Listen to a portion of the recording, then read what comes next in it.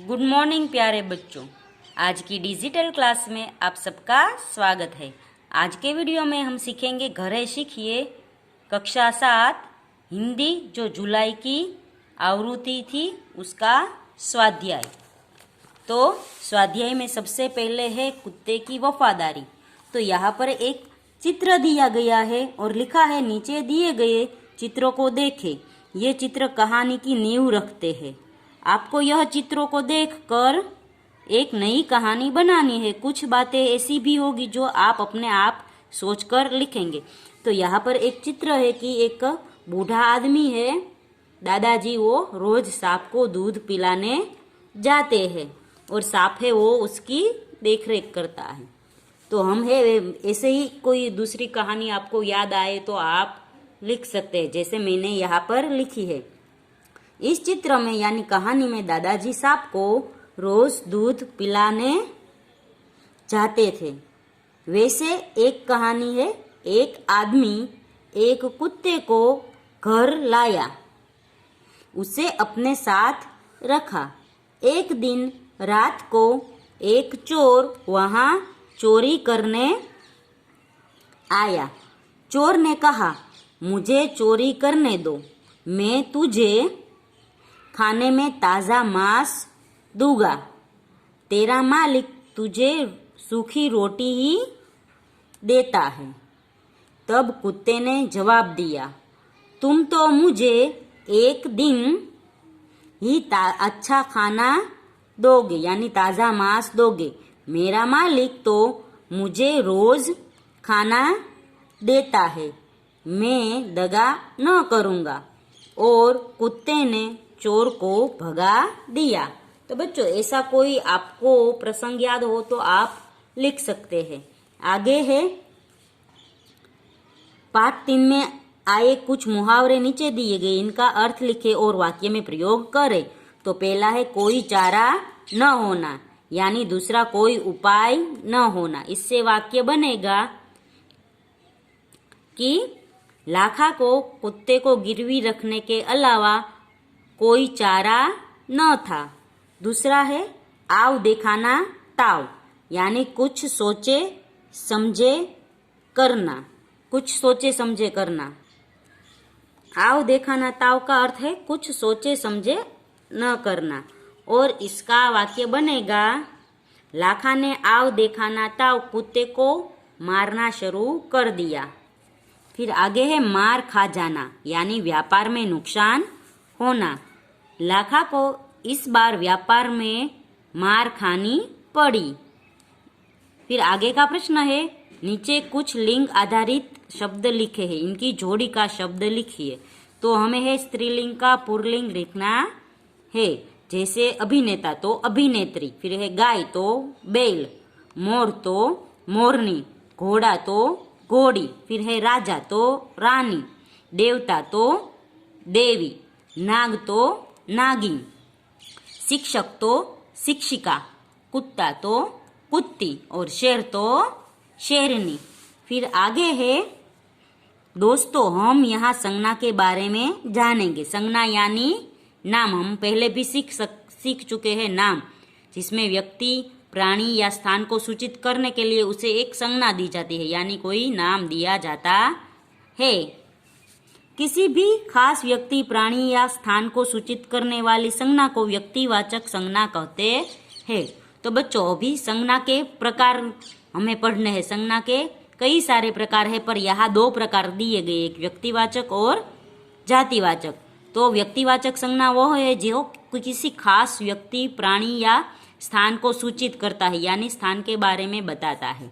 और फिर जातिवाचक संज्ञा जो शब्द संपूर्ण जाति का बोध कराते हैं उन्हें जातिवाचक संज्ञा कहते हैं। तो जो जाति का बोध कराए उन्हें जातिवाचक संज्ञा कहते हैं और जो सिर्फ खास व्यक्ति या वस्तु या पदार्थ या स्थान का बोध कराए उसे व्यक्तिवाचक संज्ञा कहते हैं। आगे है नर्मदा अमरकंटक पर्वत से निकलती है। तो यह नर्मदा है वो क्या है, नाम है, वो भी एक नदी का नाम है यानी नर्मदा है वो व्यक्तिवाचक संज्ञा हुई क्योंकि वो एक खुद नर्मदा यानी हम पहचान सकते हैं कि वही नदी, दूसरी कोई नदी नहीं।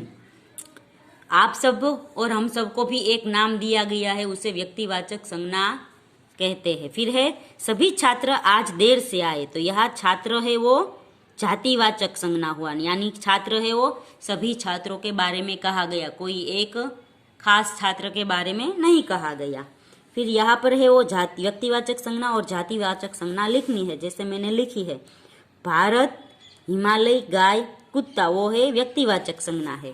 फिर नदी, सैनिक, पर्वत और पेड़, वो है जातिवाचक संज्ञा है, क्योंकि ये सब हम सभी के लिए उपयोग में लेते हैं, और ये व्यक्तिवाचक सिर्फ हम इसी के लिए खास भारत, हिमालय, गाय और कुत्ते के लिए उपयोग में लेते हैं। आगे है कथनी और करनी। कथनी और करनी में से यहाँ पे एक पैराग्राफ दिया गया है, उसमें से कुछ सवाल पूछे गए हैं, उन सवालों का हमें जवाब देना है। जैसे ये पैराग्राफ है वो महानगरों में होने वाली भीड़ का सवाल है। महानगरों में लोग बढ़ गए हैं, आसपास में रहने वाले लोग हैं वो एक दूसरे को पहचानते नहीं है, और महानगरों में भीड़ लोगों की बढ़ गई है। हम है वो एक दूसरे को बाजू बाजू में ले रहते हैं, फिर भी पहचानते नहीं है। हम है वो एक भीड़ का हिस्सा बन गए हैं।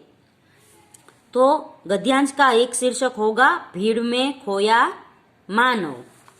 फिर दूसरा प्रश्न है महानगरों में भीड़ होती है, समाज या लोग नहीं बसते, इस वाक्य का आशय स्पष्ट कीजिए। तो इसका आशय स्पष्ट करने के लिए लिखा है क्योंकि महानगरों में भीड़ में लोग होते हैं पर उनमें हृदय नहीं होता, सिर होते हैं लेकिन उनमें बुद्धि या विचार नहीं होता। फिर आगे का प्रश्न है भीड़ में बुद्धि या विचार नहीं होता, ऐसा कौन सी बातों से स्पष्ट होता है? तो हम कहते हैं क्योंकि भीड़ के लोग सोचते नहीं, उसके हाथों में पत्थर होते हैं लेकिन निर्माण के लिए नहीं, विनाश के लिए। उसका आपस में कोई रिश्ता नहीं होता, सब अपने फायदे के लिए सोचते हैं। आगे है जमघट और समाज में क्या अंतर है?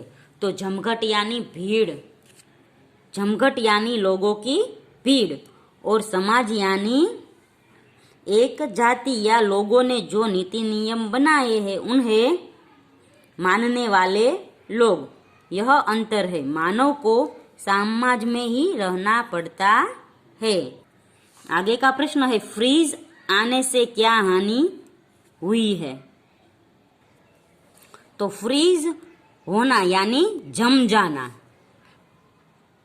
फ्रीज आने से हम एक दूसरे के घरों में वस्तुएं मांगने नहीं जाते, इसलिए फ्रीज आने से हमारे आस पड़ोस में जाते नहीं है। इस तरह हमारे रिश्ते घर में ही जम गए हैं। आगे है कथनी और करनी, पाठ का संक्षेप करके अपने शब्दों में लिखिए। तो कथनी यानी कहना और करनी यानी करना। हम जो कहते हैं वही हमें करना चाहिए, तभी हमें हमारे घर में और समाज में जगह और मान मिल सकता है।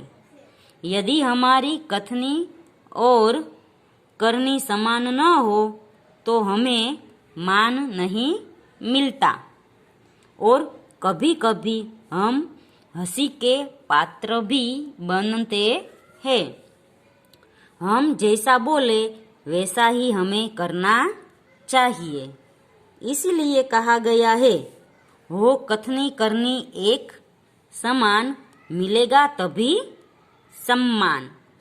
तो बच्चों यहाँ पर है वो जुलाई का अंक खत्म होता है। अगले वीडियो में हम संस्कृत सीखेंगे। तब तक के लिए गुड बाय, टेक केयर।